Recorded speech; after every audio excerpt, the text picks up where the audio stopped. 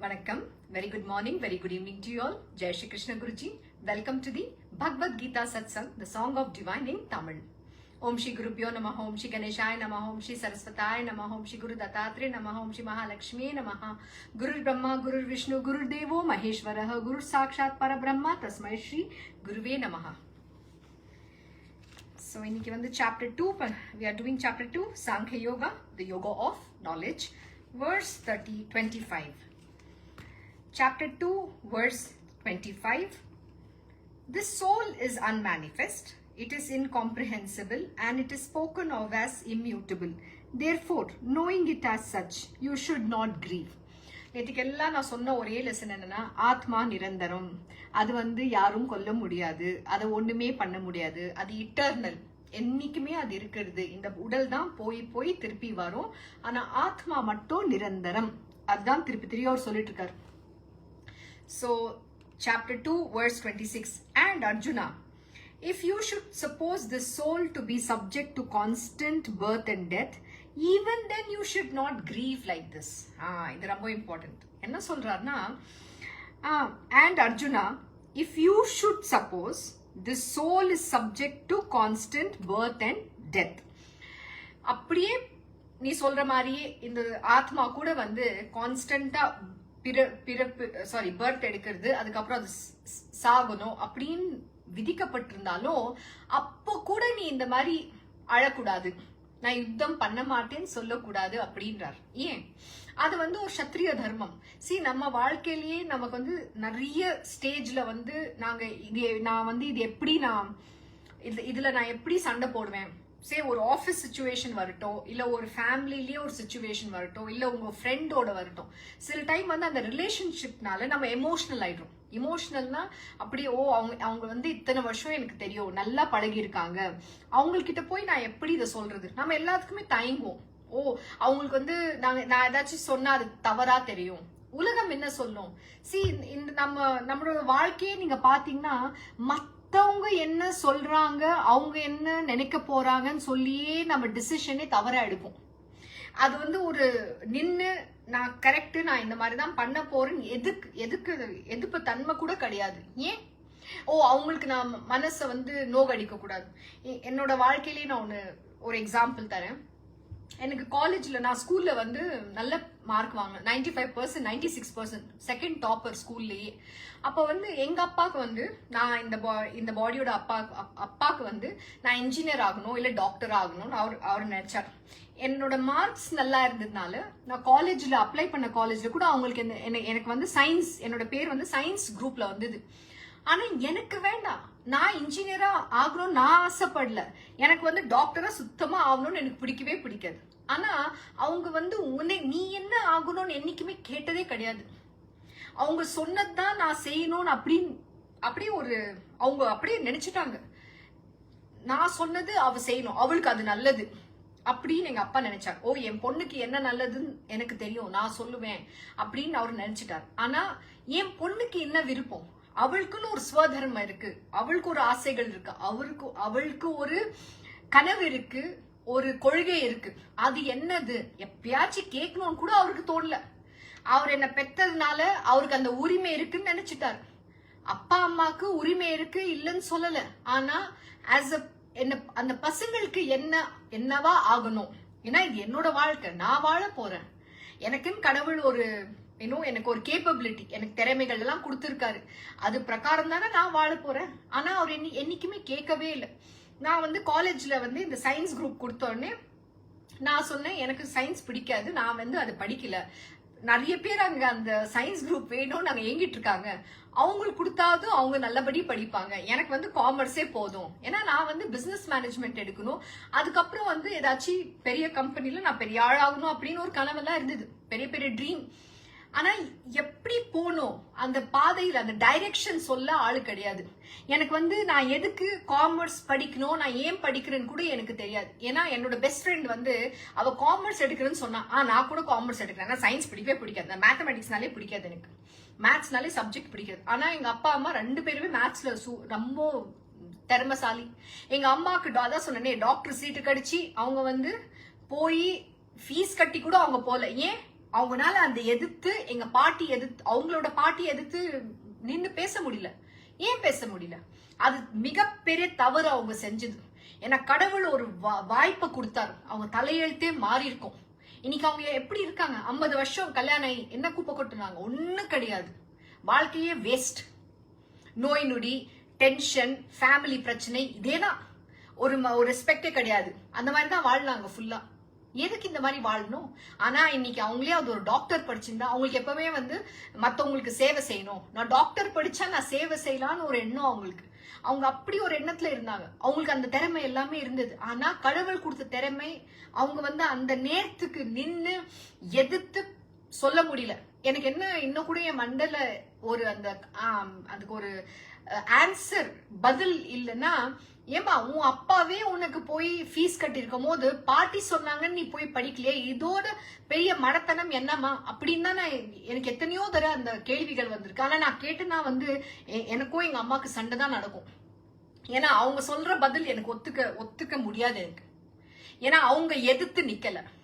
என்ன ஆயிடும்? பாட்டி பேசாம போவாங்க. ஒரு 3 மாசம் 6 மாசம் பேசாம போட்டுமே. ஆனா ஒரு வாழ்க்கையை அழிச்சிட்டாங்கல்ல. இன்னைக்கு டாக்டரா இருந்திருப்பாங்க, சேவை செஞ்சிருப்பாங்க, அவங்களே நோய் நொடி இல்லாம இருந்திருப்பாங்க. ஆனா இன்னைக்கு என்ன பண்ணாங்க? ஒண்ணுமே சாதிக்கல வாழ்க்கையில. இந்த மாதிரி ஒரு வாழ்க்கை வாழ்றதுக்கு இதுதான் அவர் சொல்றாரு. நீ ஏன் இந்த மாதிரி அழுதுட்டு கிடக்குற? இந்த நேரத்துல நீ யுத்தம் பண்ணும். இதோட அர்த்தம் புரியுதா உங்களுக்கு? உங்களோட வாழ்க்கை நான் ஏன் இந்த எக்ஸாம்பிள் தரேன்னா, இது உதாரணமா ஏன் தரேன்னா, இதெல்லாம் நமக்குள்ள சில நேரத்துக்கு வரும்.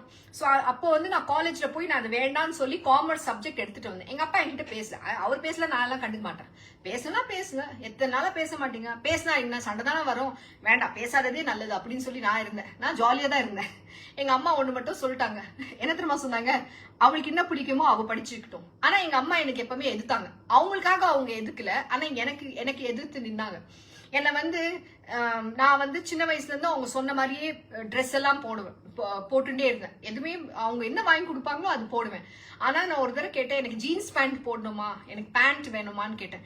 எங்க அம்மா நான் 8வது படிக்கும் போது பேண்ட் வாங்கி கொடுத்தாங்க. என்னோட மொத்த குடும்பமே அப்படியே எங்க தாத்தா பாட்டி அவ்வளவு ஒண்ணும் சொல்ல மாட்டாங்க, பாவம். அவங்க இங்க இருக்கிற சித்தப்பா சித்தி யாரு மாமா மாமி எல்லாருமே, அது எப்படி உன் பொண்ணுக்கு நீ ஜீன்ஸ் பேண்ட் வாங்கி கொடுக்கலாம்? என்ன பேண்ட் தானே போடுறேன், அதுல என்ன ஒரு இது? எங்க அம்மா அதுக்கும் எதிர்த்தாங்க. எல்லாரையும் எதிர்த்து என் பொண்ணு அவளுக்கு விருப்பமான துணி போடு, அவ என்ன அசிங்கமாவா போடுறா? பேண்ட் தானே கேட்டா, அதுல என்ன இருக்கு தப்பு? ஏன்னா எல்லாரும் சொன்னாங்க அவளோட அப்படியே அவ இந்த வீட்லயே என்ன எல்லாருமே கூப்பிடாங்க, எங்க வீட்டு பொண்ணு கிடையாது, எங்க வீட்டு ஆம்பளை இது அப்படின்வாங்க. ஏன்னா நான் அப்படிதான் இருந்தேன். எனக்கு பயம் கிடையாது. நான் ஏன் பயப்படணும்? இது என்னோட வாழ்க்கை. நான் தப்பு செஞ்சா நீங்க ஏதாச்சும் சொல்லணும், தவறு செஞ்சா சொல்லணும். ஏன் உண்மை பேசும் போது எதுக்கு உங்களுக்கு எல்லாம் இது இருக்கு? அது என்னது நீங்க சொன்ன மாதிரி நான் இருக்கணும்? நான் தப்பு பண்ணா நீங்க தட்டி கேட்டா நான் அது ஒத்துக்கிறேன். ஒரு ஜீன்ஸ் பேண்ட் போடணும்னு சொன்னதுக்கு அப்படியே ஃபுல் ஃபேமிலியில ஒரு பெரிய டிஸ்கஷன். இது என்ன இது? நீங்க என்ன உலகத்தை சேவை செய்யறீங்களா? நான் போடுற ஜீன்ஸ் பேண்ட்டுக்கு மொத்த குடும்பமே டிஸ்கஸ் பண்றது. எனக்கு வந்தது பாருங்க கோவம். சரியா அப்படியே கொடுத்தேங்க. அது அப்புறம் என்ன சொன்னாங்க, இது வாய் நிறைய இதுக்கு, இது வேற பட்டம் கட்டிடுவாங்க, எவ்வளவு வாய் பாரு அப்படின்னு சொல்லி. தலையே திரும்பி போச்சு எனக்கு. என்ன கேட்டு நியாயமா எங்க அம்மா என்ன பாவம் ஜீன்ஸ் பேண்ட் வாங்கி கொடுத்தாங்க. அதுல என்னோட சின்ன மாமா, எங்க அம்மாவோட 3வது தம்பி அப்ப வந்தார். அது சொன்ன, என்னக்கா நீ போய் உன் பொண்ணுக்கு இந்த மாதிரிலாம் வாங்கி கொடுக்குற, அவ எதுக்கு இதெல்லாம் போடணும்? எங்க அம்மா சொன்னாங்க, ஏன் மத்தவங்க எல்லாம் போடுறது கிடையாதா? அவ என்ன ஒரு பேண்ட் தானே கேட்டா, ஜீன்ஸ் பேண்ட் போட்டா என்ன குறைச்சல்? அவ மத்த நேரத்தை சல்வார் கமிஸ் தானே போடுறான், அழகா தானே ட்ரெஸ் பண்றான். நானும் அதுவும் குச்சியாட்டம் இருந்தேன், அது ஒல்லியா இருந்தேன். அதுக்கு வேற ஐயோ இது வேற குச்சியாட்டம் இருக்கு இப்படி எல்லாம் பேசுவாங்க. சதையே இல்ல, உன்னெல்லாம் எவன் கல்யாணம் பண்ணிப்பான்? எனக்கு பிம்பிள்ஸ் வந்துருச்சு, முகம் வேற அசிங்கமா இருக்கு, இப்படி எல்லாம் பேசுறவங்க. என்னது இது? ஒரு பொண்ணுக்கு இது வெளியில அழகு கிடையாது, அவங்களோட மனசு, உள் மனசு தான் அழகு. அவங்க எவ்வளவு நல்ல மனசா இருக்காங்க, அதுதான் உங்களோட அழகு வெளியில வரும். நீங்க ஐஸ்வர்யா ராய் இருந்தாலும் ஒரு பைசாக்கோ லாய்க்கு இல்ல. உங்க மனசுல குப்பை கூட எல்லாம் வச்சிருந்தீங்கன்னா, நீங்க எவ்வளவுதான் உலக அழகியா இருந்தாலும் அது வேஸ்ட். உங்க மனசு எவ்வளவு சுத்தம், அதுல எவ்வளவு நல்ல குணங்கள் இருக்குன்னு அது பார்க்கணும். அழகு மனசுல இருக்கிறது. ஒரு மனுஷனோட ஸ்வபாவம் அவங்களோட மனசுல இருக்கிறது உண்மையான அவங்க முகத்துல காட்டும். இதுதான் உண்மை. நான் நேருக்கு நேரா நான் யாருக்கும் பயப்பட மாட்டேன். ஏன் பயப்படணும்? அப்படியே பேசுவேன். இருக்கிற உண்மை நான் இதுதான் அப்படின்னு தான் பேசுவேன். ஆனா நம்ம மதிக்காம எல்லாம் இருக்கிறது கிடையாது. இங்க பகவான் கத்து கொடுத்திருக்காரு எல்லாரையும் மதிக்கணும், எல்லாரையும் மதிச்சு நம்ம கரெக்டா போகணும். ஆனா அதுக்குன்னு சொல்லி நான் நீ என்ன வேணா என்ன மிதிச்சுட்டு போ அப்படின்னு சொல்லி எல்லாம் இருக்கிற ஆள் நான் கிடையாது. நான் அன்னைக்குல இருந்து எதிர்த்து தான் நான் இருந்தேன். சோ எங்க அப்பா என்ன பண்ணாரு, பேசல. எங்க அம்மா ஒன்னு சொல்லிட்டாங்க, அவளுக்கு பிடிச்சதோ அவ படிச்சுட்டு போட்டோம், அது நீங்க தடுக்காதீங்க, என்ன வேணா படிச்சுட்டு போட்டோம். அப்புறம் இன்னொரு காமெடி என்ன தெரியுமா இதுல, எங்க அப்பா சொன்னாரு அவர் பேங்க்ல சேர்ந்துட்டார். அவர் இருந்தது நேவில, ஒழுங்கா நேவில ஃபுல்லா வேலை செஞ்சிருக்கணும். அதை விட்டுட்டு கல்யாணம் ஆகி எங்க அண்ணா பிறந்த உடனே வந்துட்டு பேங்க் ஜாயின் பண்ணாரு. அவர் தானே பேங்க் ஜாயின் பண்ணாரு, அவருக்கு விருப்பம், அவர் ஜாயின் பண்ணாரு. இது ஏன் மேல போட்டார் எடுத்து, நீ பேங்க் அப்ளிகேஷன் நான் எடுத்துன்னு தரேன், நீ பேங்க் எக்ஸாம் எழுதி நீ ஒரு பேங்க்ல சேர்ந்துடணும். ஏன்னா பொம்பளைங்களுக்கு செக்யூரிட்டி, விமென்க்கு செக்யூரிட்டி ஜாப், கவர்மெண்ட் ஜாப். அந்த கவர்மெண்ட் வார்த்தை எடுத்தாலே எனக்கு தலை அப்படியே கோவம் வரும். ஏன்னா இருக்கிறதுல திருட்டுத்தனம் பண்றதே கவர்மெண்ட் எம்ப்ளாயி. எல்லாமே எங்க போனாலும் இந்த உலகத்துல எல்லாமே ஒருத்தர் 10 எல்லாருமே ஒண்ணுக்கு ஒன்னா போட்டி போட்டு அங்க இது பண்ணுவாங்க. நான் சொன்னா இந்த செக்யூர்ட் இந்த சொல்றது அவர் ஜாப் செக்யூரிட்டி.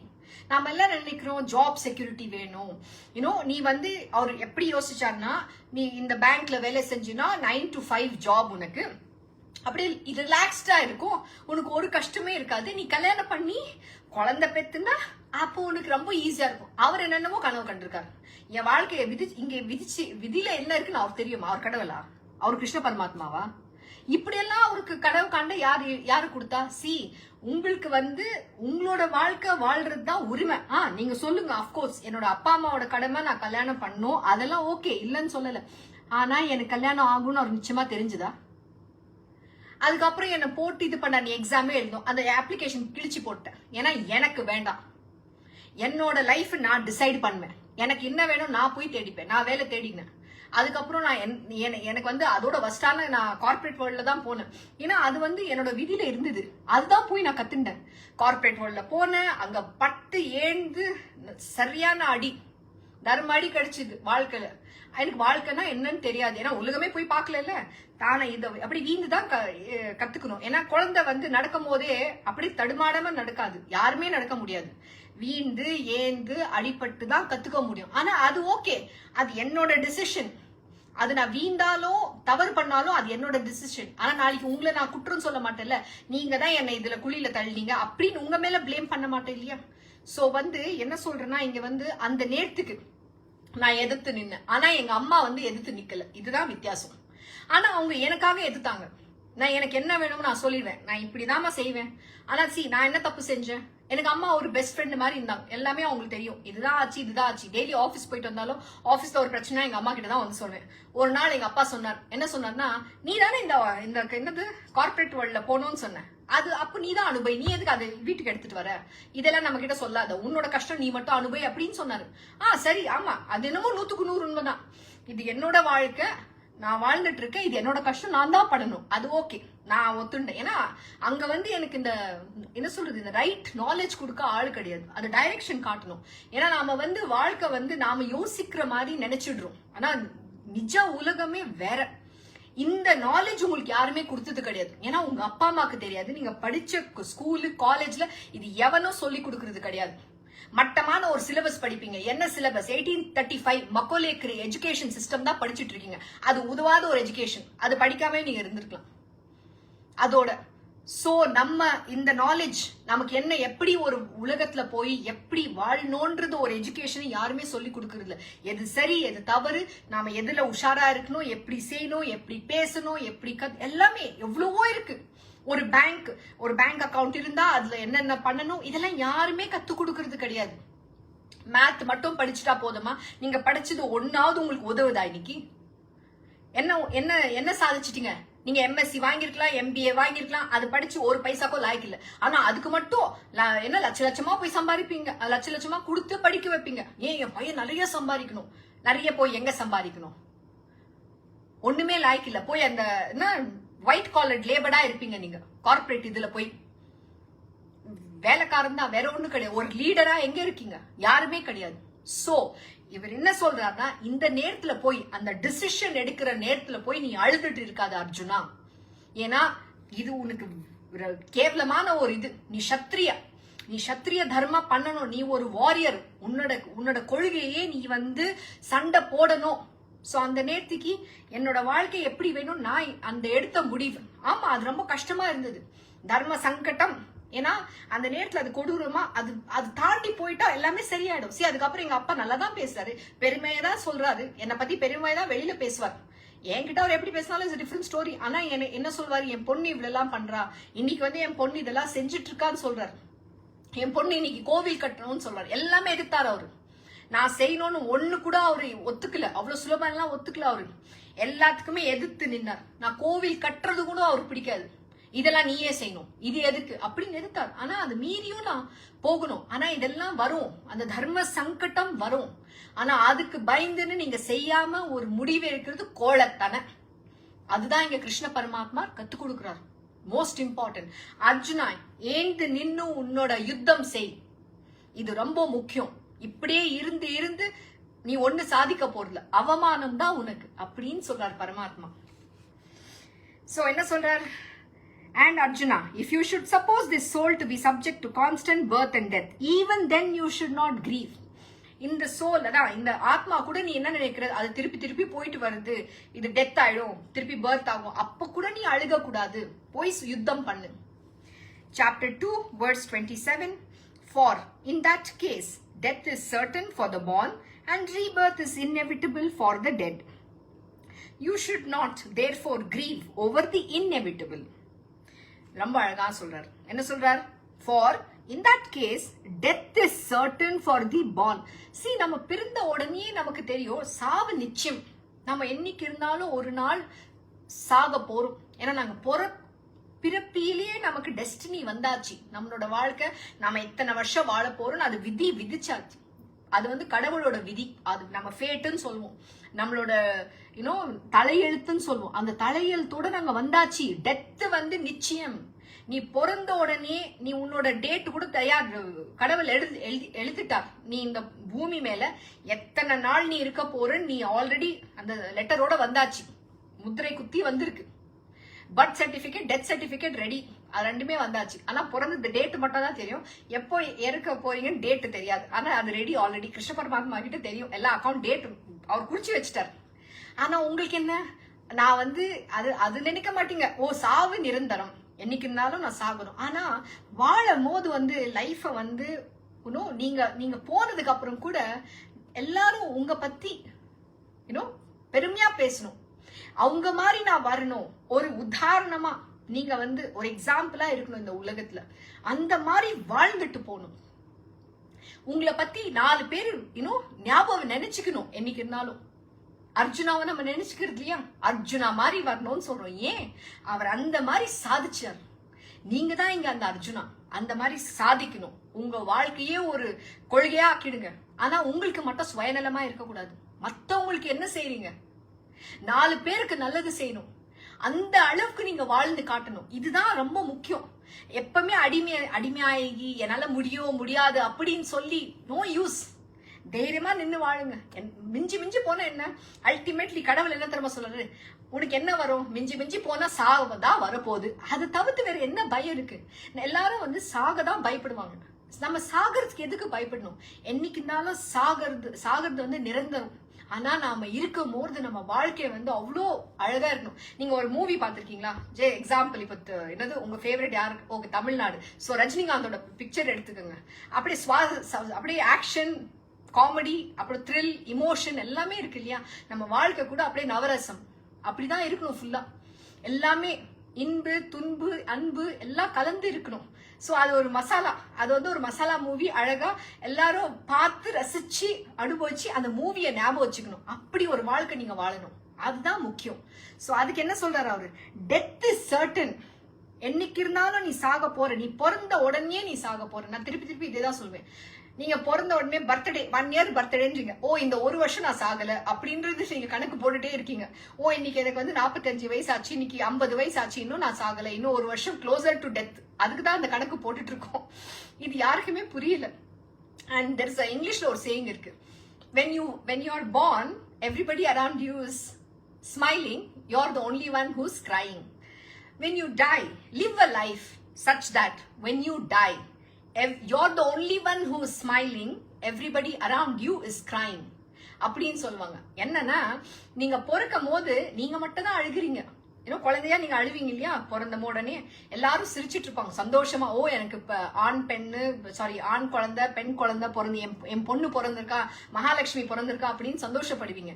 ஆனா அவங்க வந்து நீங்க எப்படி வாழ்றீங்க, அந்த வாழ்க்கை அவ்வளவு அழகா வாழ்னீங்கன்னா நீங்க சாகும் போது நீங்க மட்டும்தான் சிரிச்சிட்டு இருப்பீங்க, மத்தவங்க எல்லாம் அழுவாங்க. அந்த மாதிரி ஒரு வாழ்க்கை வாழணும். அதுதான் நம்மளோட உண்மையான அர்த்தம். இந்த வாழ்க்கை வாழ்ந்ததுக்கு ஒரு சார்த்தகம் சொல்லுவாங்க. அவ்வளவு பியூட்டிஃபுல்லா எக்கடி கிடைச்சி மத்தவங்க எப்படியா போட்டோம். ப்ளீஸ் இது ஒண்ணு புரிஞ்சுக்கோங்க, யாருக்கும் இது அட்டாச்மெண்ட்டே இல்ல, நிரந்தரம் கிடையாது. உங்க அம்மா அப்பா யாருமே உங்க சொந்தக்காரங்க யாருமே கிடையாது. என் ஹஸ்பண்ட் இவர்தான் என்னோட வைஃப், அதெல்லாம் ஒண்ணுமே இல்ல. ஏன்னா இதெல்லாம் ஒரு கடன். நான் திருப்பி சொல்லிட்டு இருக்கேன். உங்க கர்மானால அந்த குடும்பம், அந்த பிளேஸ், அந்த நீங்க இப்ப நீங்க தமிழ்நாடு, நீங்க ஒரு பிளேஸ்ல இருப்பீங்க, அந்த ஊரு எல்லாமே ஒரு கடன் தான். அது வந்து நீங்க ரீபேமெண்ட் பண்ணணும், அதுக்காக தான் வந்திருக்கீங்க. அவங்க எல்லாம் உங்க சொந்தக்காரங்க கிடையாது. நிஜமான ஒரு சொந்தக்காரங்க உங்களுக்கு யாருன்னா உங்க அப்பா அம்மா எல்லாமே கிருஷ்ண பரமாத்மா, அவரை நோக்கி தான் நீங்க போகணும். அதை மறந்துட்டு மத்தவங்க எல்லாம் சொந்தமாக்கிட்டு அதுல சிக்கி எப்ப பாரு பிரச்சனை அதுலதான் இருக்கீங்க. என்னைக்காவது ஒரு சுதந்திரத்தை ஒரு அனுபவம் பட்டிருக்கீங்களா? ஒரு ஃப்ரீடம் உங்களுக்குன்னு ஒண்ணு சுதந்திரம் இருக்கா? எங்க அம்மா எப்பவுமே சொல்லுவாங்க, ஏதாச்சும் இருந்தனா நான் சிலதெல்லாம் நான் எதிர்த்து அப்படியே ஓப்பனா பேசுவேன். எங்க அம்மா சொல்லுவாங்க இதெல்லாம் பேசாத, ஏன்னா 4 பேர் கேட்டா என்ன சொல்லுவாங்க, அவங்க ஏதாச்சும் தப்பா நினைப்பாங்க இல்லையா, நம்ம பத்தி அந்த மாதிரிலாம் நம்ம பேசக்கூடாது. ஓப்பன் இவ்வளவு ஏன் டிரான்ஸ்பரண்டா சொல்லணும். நம்ம மானம் நம்ம காப்பாத்திக்கணும். அவங்க எல்லாம் கேட்டா என்ன சொல்லுவாங்க, இது யாரு மானம், யாரு காப்பாத்திக்கணும், இது யாரு பேச்சு, யாரு ஒப்பீனியன், நாம என்ன பெருமைப்படுறது இருக்கு. தவறு செஞ்சா தவறு, சரியா இருந்தா சரி, யார் தவறு செஞ்சாலும் தவறு தான், நீங்க சரினா சரிதான். இதுல என்ன இருக்கு? நம்ம எல்லாரும் அத சொல்லுவாங்க தமிழ்ல ஒரு வாட் இஸ் இட், ஒரு சேயிங் இருக்கு, வீட்டு வாசுபடி அப்படின்னா எல்லார் வீட்டுல நடக்கிறது தான். பெருசா நம்ம வீட்டுல மட்டும் ஒண்ணும் நடக்கல அப்படிலாம் கிடையாது. சண்டை நடக்கும், சில டைம் நாங்களே திட்டிப்போம், எல்லாம் பேசிப்போம், சில டைம் சிரிச்சுட்டு இருப்போம், சந்தோஷமா இருப்போம், எல்லாமே இருக்கும். சோ அதுல என்ன இருக்குமா? அப்படி கிடையாது. நான் இது வரைக்கும் எதுவுமே எங்க அம்மா கிட்ட கூட நான் சொன்னது இல்ல. அது உன்னோட முட்டாள்தனம், நீ சொல்லணும்னா அதுல என்ன இருக்கு பெருசா மூடி வைக்கிறதுக்கு? அது நீ பண்ண ஸ்டூபிடிட்டி. உங்க அம்மாக்கு தெரிஞ்சா மட்டும் என்ன ஆகும்? என்ன சொல்லு, அவங்களே அந்த மாதிரி ஒரு வாழ்க்கை தான் வாழ்ந்துட்டு இருக்காங்க பாவம். எங்க பாட்டி, ஆனா எங்க பாட்டி உண்மையிலேயே ரொம்ப சூப்பர் பாட்டி. அவங்க மாதிரி யாருமே வர மாட்டாங்க, அழகா வாழ்ந்தாங்க, எல்லாருக்கும் கொடுத்தாங்க. ஆனா அவங்க இறந்தப்போ இந்த ஒரு இதை பார்த்தேன், ஊரே வந்துச்சு. ஆனா அதுக்கப்புறம் யார் இறந்தாலும் யாருமே வரல. அவங்க இருந்த வரைக்கும் தான் அந்த வீட்டிலேயே ஒரு லட்சுமி கடாட்சம், எல்லாரும் வருவாங்க, அவ்வளவு ஒரு சந்தோஷமா இருக்கும். எடுத்து எப்ப பாரு எல்லாருக்கும் கொடுப்பாங்க, அது கொடுக்குற கை. அப்படிதான் நாங்க வாழணும். அவ்வளவு ஒரு ஹாப்பினஸ், 4 பேர் உங்களை தேடி வரணும், அந்த மாதிரி நீங்க வாழணும். சோ எங்க அம்மா எப்பவுமே சொல்லுவாங்க, நான் உங்களுக்கு எல்லாம் எங்க அப்பா அம்மா கிட்ட எல்லாம் நான் சொல்றது கிடையாது, நீ போய் உங்க தாத்தா பாட்டி கிட்ட எல்லாம் சொல்லிட்டு இருக்காத, அப்பா பத்தி எல்லாம் இப்படி பேசக்கூடாது அப்படின்னு சொல்லுவாங்க. என்ன பேசக்கூடாது, செஞ்ச தப்பு தான் நான் சொல்லிட்டு இருக்கேன், அவர் இப்படி பண்ணாருன்னு சொல்லிட்டு அது சொன்ன என்ன இல்ல, அவங்களுக்கு மனசு கஷ்டப்படும் அப்படிலாம் 4 பேர் சிரிப்பாங்க. 4 பேர் சிரிப்பாங்களா? நீ யாருக்காக வாழ்ந்துட்டு இருக்க? அந்த 4 பேர் சிரிக்கிறவங்க இல்ல ஏதாச்சும் சொல்றவங்க உனக்கு நாளைக்கு ஏதாச்சும் உனக்கு ஆச்சுன்னா அவங்க பாத்துக்க போறாங்களா? இல்ல அவங்கதான் சம்பாரிச்சு உனக்கு கொடுக்க போறாங்களா? இல்ல நல்லது கெட்டது அவங்க உனக்கு செய்ய போறாங்களா? உலகம் எல்லாம் பேசும். நீங்க நல்லாவே இருந்தீங்களா கூட பேசும், நீங்க அழிஞ்சு போயிட்டீங்கன்னா கூட பேசும். இந்த நாக்குக்கு நரம்பு இல்லைன்னு சொல்லுவாங்க. அவங்களெல்லாம் பேசுறாங்கன்னு பயந்து நீங்க எதிர்த்து நிக்கலன்னா அது உங்களோட கோலத்தனம். அதுதான் இங்க சொல்றாரு. இது நீ யாருக்கும் பயப்பட தேவையில்லை. பிறப்பியோட சாவு கூட நிரந்தரம் தான். அப்படியே நீ செத்தாலும் அது எவ்வளவு பெருமை. சண்டை போட்டே சாவேன், அதுதான் பெருமை உனக்கு, அதுதான் சத்திரிய தர்மம் அப்படின்றார். So for in that case, death is certain for born and rebirth is inevitable for the dead. You should not therefore grieve over the inevitable. என்னைக்குமே இது சாவு எப்படி இருந்தாலும் உனக்கு வரதான் போகுது. அது யாருமே தடுக்க முடியாது. பரமாத்மா கூட உன்னோட சாவை தடுக்க முடியாது. ஏன்னா நீ இந்த பிறவி எடுத்துட்டீங்கன்னா இந்த பாடி இறந்தே ஆகணும். அதே கிருஷ்ண பரமாத்மா கூட ஒரு பாடி எடுத்துட்டு அவர் கூட தான் சாகணும். ஆனா பரமாத்மா சாகிறது கிடையாது, அந்த பாடி தான் விட்டுட்டு போறாரு. இதுதான் உண்மை. இதை ஏன் நீ ஒத்துக்கல அர்ஜுனா? யார் வந்து இப்ப ஒருத்தர் இருந்தா ஆஸ் அ சோல்னா நீ ஆத்மா இருந்தீங்கன்னா ஒன்னு உடலை விட்டுட்டு இன்னொன்னு எடுத்துப்பேன். இன்னைக்கு இந்த சாரி ஆயிடுச்சு, பினிஷ், இது கிழிஞ்சு போச்சுன்னா வேற ஒரு புடவை வாங்கிக்க மாட்டேனா, அதே மாதிரிதான் ஆத்மாவும் அதுதான். சோ நீ எதுக்கு அழுற? அவங்க எல்லாம் சாக போறாங்க, யாருமே இங்க வந்து சாக போறதுல, அவங்க எல்லாமே அன்மேனிஃபெஸ்ட், ஒரு டைம் பீரியட் அப்படின்னு தான் சொல்றாரு. Chapter 2, verse 28. Arjuna, before birth, beings are not manifest to our human senses. On death, they return to the unmanifest again. They are manifest only in the interim between birth and death. What occasion then for lamentation? ரொம்ப beautiful. என்ன சொல்றான்னா, நம்ம வாழ்க்கை எத்தனை எவ்வளவு வருஷம், maximum போல 100 வயசோட வாழ போறோம். சோ இந்த 100 வயசுக்காக நம்ம இவ்ளோ சண்டை போடுறோமா? நீங்க வந்து இறந்துட்டு, அவர் என்ன சொல்றன்னா, நாம வந்து இப்போ பிறந்திருக்கோம், இந்த உடல் இருக்கு, நீங்க என்ன பார்க்கலாம், தொடலாம், பேசலாம், எல்லாம் நான் வந்து ஃபீல் பண்றேன், நான் இந்த எர்த்ல இருக்கிறேன்னு சொல்லிட்டு எனக்கு நல்லா தெரியுது. ஆனா அவர் என்ன சொல்றாருன்னா, நீ இறந்ததுக்கு அப்புறம் நீ அன்மேனிஃபெஸ்டா சோலா போயிடுவே இல்லையா, ஆத்மாவா நீ போயிடுவே. அப்போ வந்து அந்த பீரியட் அவங்க அந்த ஆத்மா வந்து இன்னொரு பாடியை எடுத்துட்டு வர வரைக்கும் தான் அவங்க இல்ல, திருப்பி மறுபடி வந்துடுவாங்க இல்லையா, மறுஜன்மா வந்துடும் இல்லையா. சோ அப்ப நீ எதுக்காக நீ அழணும்? இது ஏன் இவ்ளோ கஷ்டப்பட்டு நீ அழுந்துட்டு இருக்க? நான் சண்டை போட மாட்டேன், நான் வந்து யாரும் கொல்ல மாட்டேன் இந்த யுத்தத்துல அப்படின்னு சொல்லி நீ ஏன் இவ்ளோ கஷ்டமா இருக்க அப்படின்னு தான் சொல்றாரு அவர்.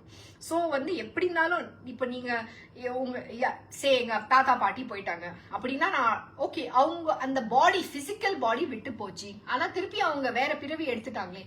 ஆனா அந்த பிறவி வந்து எனக்கு என்ன எடுத்திருக்காங்கன்னு தெரியாது, ஆனா அவங்க ஆல்ரெடி பர்த் எடுத்து இந்த உலகத்துல எங்கேயோ இருக்காங்க.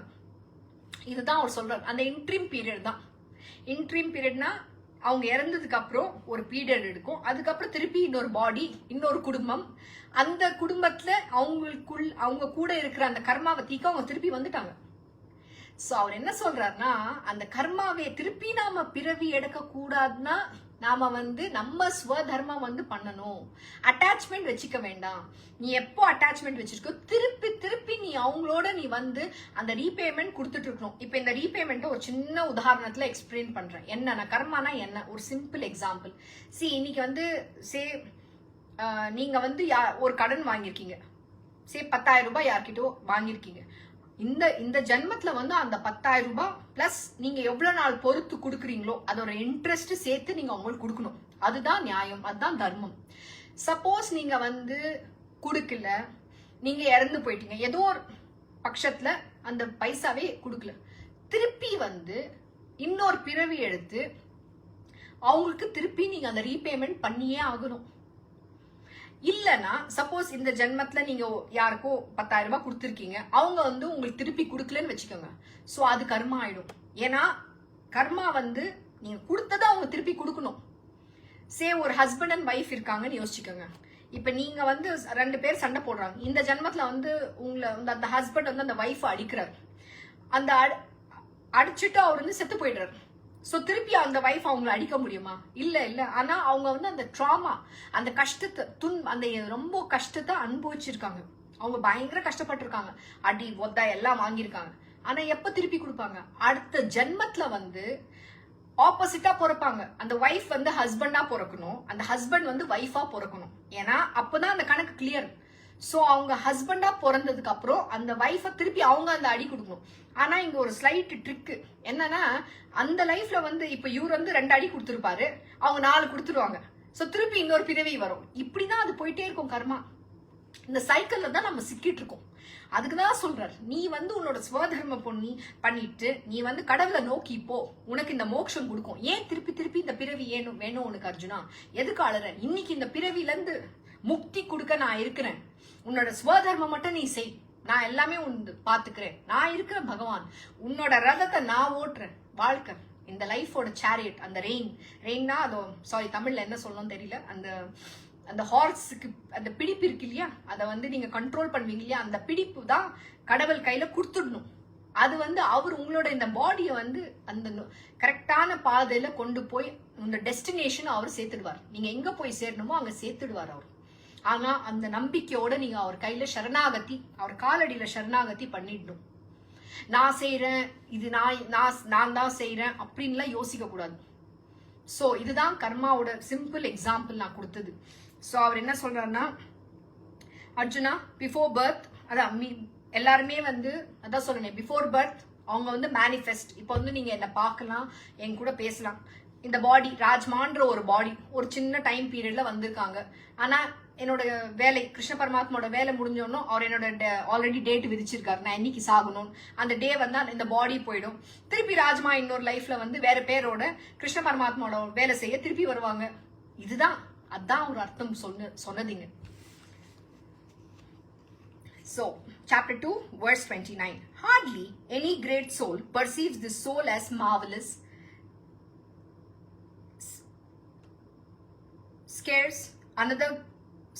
another great soul likewise speaks thereof as marvelous, and another worthy one hears of it as marvelous, while there are some who know it not even on hearing of it.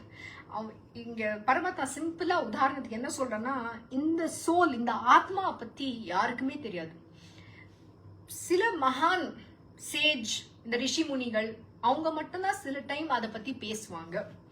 அது வந்து எவ்வளோ என்ன அந்த ஆத்மாவோட வர்ணம் நீங்க வர்ணமே பண்ண முடியாது. அது வந்து நீங்க அந்த வார்த்தையால அதை வர்ணிக்க முடியாது. அவ்வளோ கிரேட்.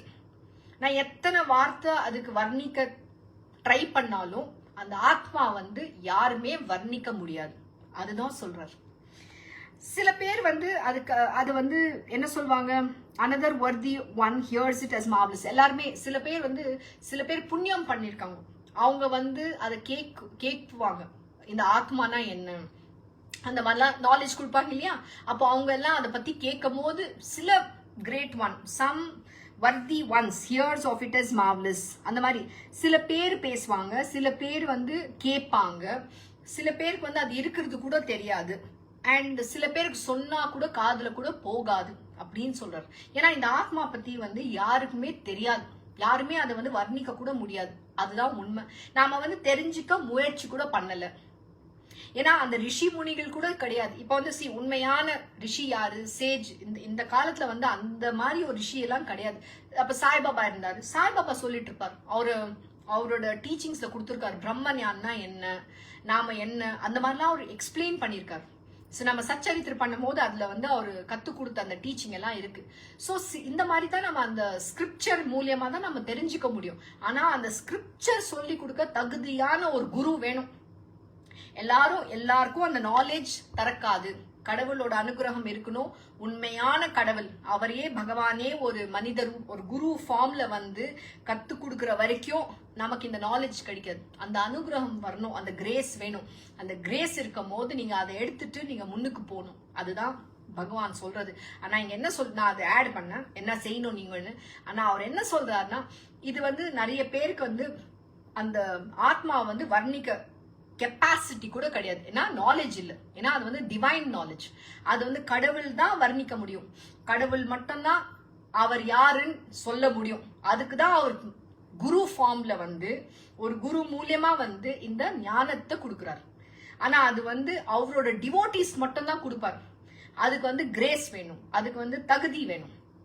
அவர் பாப்பார் எத்தனை பேர் அதுக்கு அந்த தகுதிக்கு, அந்த நாலேஜ் எடுத்துக்க அளவு தகுதி இருக்குன்னு சொல்லிட்டு. அது நம்ம சன்ஸ்கிருத்ல சொல்லுவோம், பாத்திரதா அப்படின்னு சொல்லுவோம். உங்களோட டிசர்வபிலிட்டி, நீங்க எவ்வளோ சில புண்ணியங்கள் பண்றதுனால தான் இந்த வார்த்தைகள் நீங்க கேட்கவே முடியும். சோ அதை நம்ம பிடிச்சிட்டு நம்ம வாழ்க்கையில முன்னுக்கு போகணும். So, chapter 2, verse 30. Arjuna, the soul dwelling in the bodies of all can never be slain. Therefore, you should not mourn for anybody. இதை நான் திருப்பி அவர் அதே சொல்றார். இந்த சோல் தான், இந்த ஆத்மா நம்ம இந்த பாடிக்குள்ள இருக்கு. டுவெல்லிங்னா நமக்குள்ள இருக்கு இந்த ஆத்மா. அது வந்து யாருமே அந்த ஆத்மாவை கொல்ல முடியாது. நீ சாகும் போது என்ன போகுதுன்னா இந்த உடல். இது எங்கிருந்து வந்தது? பிரகிருதில இருந்து வந்தது. திருப்பி பிரகிருதிக்கே போயிடும். நம்ம உடல் என்னத்துல இருந்து வந்திருக்கு? 5 எலிமெண்ட்ஸ். என்னது? பஞ்சபூதங்கள்னு சொல்லுவோம். அந்த பஞ்சபூதங்கள்ல இருந்தா உருவாக்குன இந்த உடல். அது வந்து நாம எரிந்து போகும்போது நம்ம என்ன பண்றோம்? எரிச்சிடுறோம் இல்லையா? அது வந்து பஸ்மமா ஆகிடும். அந்த பஸ்மத்தை கொண்டு போய் கங்கா நதியில போட்டுரும். திருப்பி பிரகிருத்திலேயே போயிடுச்சு இல்லையா? அதுதான் உண்மை. ஆத்மா வந்து நிரந்தரமா இருக்கு. சோ நீ ஏன் அழுற அர்ஜுனா? ஏந்து யுத்தம் செய். chapter 2 verse 31. Besides considering your own duty too, you should not waver, for there is nothing more welcome for a man of warrior class than a righteous war. அதான் திருப்பி நான் சொல்லிட்டே இருக்கேன். அவரும் அதே தான் சொல்றாரு. அர்ஜுனா, உன்னோட டியூட்டி என்ன? நீ ஒரு வீரன், நீ சத்திரியா. உன்னோட சத்திரிய டியூட்டினா உன்னோட கடமை. அந்த கடமை என்ன? நீ சண்டை போடணும், யுத்தம் செய்யணும். அதுதான் உனக்கு ஒரு ஆன்மத்தனம். நீ ஒரு மேன். நீ மேனா இருக்கும் போது உன்னோட டியூட்டி செய். கோலத்தனமா இப்படி அழுகாத அர்ஜுனா, இது உனக்கே நல்லது கிடையாது. அண்ட் நீ இந்த மாதிரி வேவர் பண்ணக்கூடாது. வேவர் இது எப்படி தெரியுமா ஆகும்? நமக்கு அந்த ஃபைனல் பாயிண்ட் இப்போ நாங்கள் செய்யணும்னு நினைக்கும் போது உங்க மைண்ட்ல ஒரு பயம் வரும். ஐயோ, இது செஞ்சா இதோட விளைவுகள் என்ன ஆகும் அப்படின்னு சொல்லிட்டு ஒரு பயம் வரும். அந்த பயத்திலேயே உங்க மனசு எல்லாம் தவறான அந்த யோசனை கொடுக்கும். அதுவும் நீங்க இன்னைக்கு யோசனை மாட்டீங்க. ஐயோ, நாளைக்கு என்ன ஆக போகுது, அப்படியே ஒரு கற்பனை, அப்படியே ஒரு இமேஜினேஷன் வழியா ஃபுல்லா ஒரு 70mm பிக்சரே நடக்கும். ஒரு மொத்த பிக்சரே உங்க மைண்டுக்குள்ள போட்டு நீங்களே டைரக்டர், ரைட்டர், ஆக்டிங் எல்லாமே நீங்க அதை பண்ணிடுவீங்க. அண்ட் அதோட எண்ட் ரிசல்ட் கூட நீங்களே தீர்மானிப்பீங்க. ஆனா உண்மையிலே அது எதுவுமே கிடையாது. நமக்கு நாளைக்கு என்ன ஆக போகுதுன்னு நமக்கு தெரியாது. அதான் சொல்லுவாங்க, மேன் ப்ரப்போசஸ், காட் டிஸ்போசஸ். நம்ம டெஸ்டினில என்ன இருக்குன்னே நமக்கு தெரியாது. ஆனா நம்ம என்னென்னமோ பிளான் பண்ணுவோம். சோ ஏன் அந்த பயத்துல செய்யற ஒரு விஷயமும் தவறாதான் போகும். அதுக்குதான் சொல்றாரு, பயத்துல எதுவுமே செய்யக்கூடாது. நீங்க கோவத்துல பேசக்கூடாது, பயம் வந்தா எதுவுமே செய்யக்கூடாது. இதெல்லாம் சத்ரி பூஸ். இதெல்லாம் ரொம்ப சுலபமா நம்ம விட்டு போகாது. அது போகணும்னா அதுக்கு நிறைய சாதனைகள் செய்யணும். நாமளே நமக்கு ஒரு லட்சியம் வச்சுக்கணும். நான் இந்த மாதிரி பேச மாட்டேன், நான் இந்த மாதிரி தவறுகளை செய்ய மாட்டேன், நான் கோவப்பட மாட்டேன் அப்படின்னு யோசிக்கணும். ஆனா உங்களுக்கே மீறி அந்த கோவம் வரும். அதுதான் டெஸ்ட் அங்க. அப்போ இந்த நாலேஜ் நீங்க பயன்படுத்துறீங்களா? கோவம் வரக்கூடாதுன்னு சொல்லிருக்கோம் இல்ல, ஆனா ஏன் கோவப்படுறீங்க? அந்த கோவம் படக்கூடாது. ஆனா கோவப்பட்டாலும் அந்த நேர்த்திக்கு யாரோட பேசிடாதீங்க. ஏன்னா கோவத்துல சொல்ற ஒவ்வொரு வார்த்தைகள் அந்த வினைகள் சரியா இருக்காது, தவறாக தான் ஆகும். கோவத்துல நம்ம நிறைய பேசுவோம். ஆனா ஆக்சுவலி கோவத்துல பேசும்போது நிறைய உண்மை கூட வரும். நம்ம மனசுக்குள்ள இருக்கிற அந்த நம்ம அப்படியே மறைச்சு வச்சிருப்போம். சிலதெல்லாம் நாங்க சொல்ல மாட்டோம். அவங்களுக்கு சொன்னா நோவு இருக்கிறோம் அப்படிலாம் நினைப்போம். ஆனா நீங்க உத்து கேளுங்க. யாராச்சும் கோவத்துல பேசுறாங்கன்னா நல்லா கேளுங்க. அவங்க மனசுல இருக்கிற அந்த வெனம்னா என்ன? விஷம். ஓகே, அதெல்லாம் வெளியில அப்படியே கொட்டுவாங்க. அப்படியே வச்சிட்டு இருப்பாங்க, காட்ட மாட்டாங்க. ஆனா வேலைக்கு மட்டும் அப்படியே சிரிச்சு பேசுவாங்க. நிறைய பேர் இது செய்வாங்க. ஏன்னா அது நம்ம உள் மனசுல இருக்கு. அதெல்லாம் தூக்கி வெளியில போடணும். அதுதான் அந்த சத்ரி பூஸ் எனிமி. அது உள்ள இருக்கு. ஏன்னா உங்களோட மனசு உங்களை எப்பவுமே குத்திட்டே இருக்கும் கெட்டது செய்யறதுக்கு. நல்லது செய்ய அது வழியே காட்டாது. அந்த மைண்டை ஓவர் கம் பண்ணணும். ஏன்னா மைண்டோட நீங்க ஃபர்ஸ்ட் அந்த மைண்டோட மனசோட நேச்சர் புரிஞ்சுக்கணும். அது எப்பவுமே உங்களுக்கு தவறாதான் காட்டும்.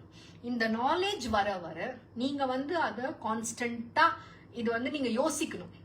இன்னைக்கு நான் இதை சொல்லியிருக்கேன், ஏன் இந்த மாதிரி சொன்னாங்க அப்படின்னு நீங்க போய் யோசனை பண்ணணும். யோசனை பண்ணி, ஆமா நம்ம வாழ்க்கையில் கூட நம்ம இந்த தவறுலாம் செஞ்சிருக்கோம், கோவத்துல பேசியிருக்கோம், சிலதெல்லாம் நம்ம இப்படி தப்பு செஞ்சிருக்கோம். நானும் நிறைய ஆசைகள் வச்சிருக்கேன். இந்த ஆசைகள்னால நமக்கு என்ன விளைவு? நம்ம மத்தவங்க பத்தி நிறைய தப்பா கூட சொல்லுவோம். நிறைய பேரை இன்னும் சில பேர் இப்ப 2 பேர் போனாலே நம்மளோட நேச்சர் அது. அண்ட் எஸ்பெஷலி ஒரு உமன் ஓட நேச்சர் என்னன்னா, ஃபர்ஸ்ட் நாம நமக்கு என்னென்ன குறைகள்னு அதுதான் ஆரம்பிப்போம் ஃபர்ஸ்ட். அண்ட் எப்ப பார் நம்ம மத்தவங்க பத்தி பேசியே நம்ம வாழ்க்கையே வேஸ்ட் ஆக்கிடுவோம், மொத்தமா வேஸ்ட் ஆக்கிடுவோம். அதே நீங்க நல்லது செய்ய பேசுங்க. உங்களால ஒரு 2 பேர் சேர்ந்தீங்கன்னா கடவுளை பத்தி பேசுங்க, ஒரு கதையே சொல்லுங்க. உங்களுக்கு தெரிஞ்சது நல்லது அவங்களுக்கு கத்துக் கொடுங்க, அவங்களுக்கு தெரிஞ்சது நீங்க கத்துக்குங்க. ஆனா வெறும் இந்த கான்ஸ்டன்டா மத்தவங்களை பத்தி பேசியே குறை சொல்லி, என் மாமியார் இப்படி செஞ்சா, உன் மாமியார் அப்படி செஞ்சா, நீ எப்படி இது பண்ண, அது எப்படி பண்ண. இந்த ரூல் புக் பகவான் விதிச்ச விதியில, இந்த கிரியேஷன்ல ஒரு ரூல் இருக்கு. மாமியார் மருமகள் ஒத்தே போகாது. இது ஃபர்ஸ்ட் நீங்க ஒத்துக்கோங்க. அக்செப்ட். என்னைக்குமே எதிரிதான் 2 பேரும். ஏன்னா நமக்கு அந்த பெரிய மனசு கிடையாது. நாம ஏன்னா பிரிச்சு பாக்குறோம் எல்லாரையும். இது உன் பொண்ணு, இது ஏன் பொண்ணு. அதுக்குதான் என்னோட குருஜி சொல்வார், நாம எல்லாருமே சமமா பார்க்கணும். என்ன சொல்வார், ராஜ்மா நீ யார் உன்னோட அப்பா அம்மா நீ எப்படி பாக்குறியோ மத்தவங்களோட அப்பா அம்மாவையும் அதே போலதான் பார்க்கணும். எல்லாரும் ஒண்ணுதான். எல்லாருக்கும் ஒரே அன்பு தான் கொடுக்கணும். அதுதான் நம்ம உயர்ந்தது. இந்த இந்த வந்து இது உனது, இது எனக்கு அப்படிலாம் எல்லாம் விட்டுடணும். இந்த விதியில விதிச்சிருக்கு பாருங்க, அதுதான் நிஜம். அது என்ன இருக்கோ நம்ம சைட்ல இருந்து நாம என்னைக்குமே தவறு செய்யக்கூடாது. அவங்க தப்பாவே பேசிட்டோம், குருஜி அதான் சொல்லி கொடுப்பாரு. எவ்வளோ தவறாவே இருக்கட்டும், நீங்களே மன்னிப்பு கேட்டு போயிட்டே இருங்க. ஏன்னா அப்போ வந்து அந்த அந்த பிரச்சனை வந்து வளர்ந்துட்டே போகாது. அது அங்கேயே அந்த ரூட்லயே எடுத்து போட்டுருங்க. இல்லைன்னா அந்த மனசுல அந்த என்ன சொல்றோம், அந்த இல்வில்னா என்ன, எப்படி சொல்றது, மத்தவங்க பத்தி ஒரு கெட்ட பாவனை நம்ம மனசுக்குள்ள இருக்கும். அது வந்து உங்களுக்கு தான் கெடுதல். ஏன் தெரியுமா, அந்த பரமாத்மா வந்து நம்ம மனசுக்குள்ள இருக்காரு. அந்த பரமாத்மா வந்து நீங்க உள்ள அடையணும். அது வந்து மூடி வச்சிருக்கீங்க. எதுல? அவித்யானா என்ன? நம்ம நிறைய ஜென்மத்துல பண்ண அந்த பாவங்கள் எல்லாம், அந்த சின் கர்மா, அந்த இக்னரன்ஸ்னா நாலேஜே இல்லாம அது அப்படியே மூடி இருக்கு. எப்படின்னா ஒரு அந்த கட்டர் சாக்கடை இருக்கு இல்லையா, அதுக்குள்ள டைமண்ட் போட்டு வச்சிட்டு இருக்கீங்க. அதுக்கு அந்த சாக்கடை அப்படியே மூடி கிடக்கு. அதே மாதிரி அந்த பரமாத்மாவை இந்த சாக்கடையில நீங்க மூடி வச்சிருக்கீங்க.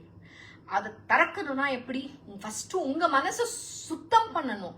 கோவில எப்படி சுத்தம் பண்றோம்? காலங்காத்தால ஏண்டு, பிரம்ம முகூர்த்தத்துல ஏண்டு, அப்படியே அவ்வளவு அழகா சுத்தம் பண்ணி விளக்கேத்தி ஆரத்தி எடுத்து பூ போட்டு எவ்வளவு அழகா கோலம் போட்டு அப்படியே லக்ஷ்மி கடாட்சமா இருக்குல்ல, உங்க மனசும் அப்படியே இருக்கணும். அந்த கடவுளை வெளியில கொண்டு வரணும் நீங்க. அதுக்கு ஃபர்ஸ்ட் நீங்க சுத்தம் பண்ண நீங்க கத்துக்கணும். நமக்குள்ள என்ன தப்பு? மத்தவங்க பத்தி பேசுறதுக்கு முன்னாடி ஃபர்ஸ்ட் உங்க மனசு நீங்க சரியா நீங்க ஃபர்ஸ்ட் யோசிக்கணும். நமக்கு வந்து ஒரு ரைட்டு கூட கிடையாது. ஜீசஸ் கிரைஸ்ட் ஒரு பியூட்டிஃபுல் ஸ்டோரி நடந்தது. என்ன தெரியுமா ஆச்சு?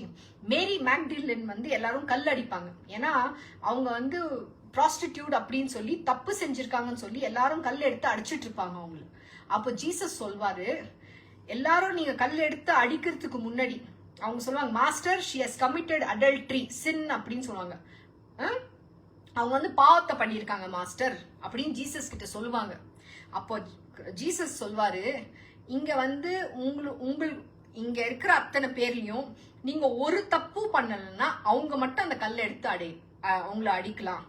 நீங்க எல்லாம் இங்க எல்லாருமே இங்க தப்பு செஞ்சீங்கன்னா உங்களுக்கு உரிமை கிடையாது. சோ எல்லாருமே பாவம் செஞ்சிருக்கோம். ஆனா அந்த பாவத்தை மீறி அதை வந்து சரி செய்ய கடவுள் ஒரு வாய்ப்பு கொடுப்பார். எல்லார் வாழ்க்கையிலும் ஒரு ஒரு அவசரம் வரும். என்னன்னா கடவுள் ஒரு ஆப்பர்ச்சுனிட்டி கொடுப்பாரு உங்களுக்கு நல்ல பாதையில போக. நம்ம டெஸ்டினிய மாத்திக்க ஒரு வாய்ப்பு இருக்கு. அந்த வாய்ப்பு வரும்போது விட்டுடக்கூடாது நீங்க. அண்ட் ஒண்ணு மட்டும் புரிஞ்சுக்கங்க, ஒரு மகாபாரதம் கதை இருக்கு. அதுல வந்து பீஷ்ம பிதாமா வந்து அவர் வந்து கிருஷ்ண பகவானுக்கே ஆரோ ஷூட் பண்ணுவார். ஆனா அந்த ஆரோ போய் அவர் பரமாத்மா, அவரு போய் யார் ஷூட் பண்ணலாம்? அப்போ வந்து அப்படியே நின்றுடும் எல்லாமே, ஒரு அப்படியே ஸ்டாப் ஆயிடும். அப்படியே அந்த ஆரோ கூட வராது அவர்கிட்ட கூட, அப்படியே கீழே போயிடும்.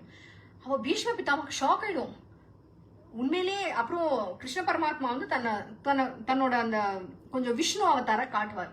அப்போ பீஷ்ம பிதாமா கேட்பாரு, பரமா நீ வந்து நீ வந்து சுப்ரீம் டிவைன், இது நீங்களா? எனக்கு இந்த அறிவே இல்லை, நான் ரொம்ப என்னை மன்னிச்சிடுங்கன்னு கீழே வந்து அவர் வந்து பரமாத்மானோட உடனே அப்படியே காலடியில சரணாகத்தி அடைவார். அப்போ வந்து கிருஷ்ண பரமாத்மா வந்து அவருக்கு ஒரு ஞானம் கொடுப்பார்.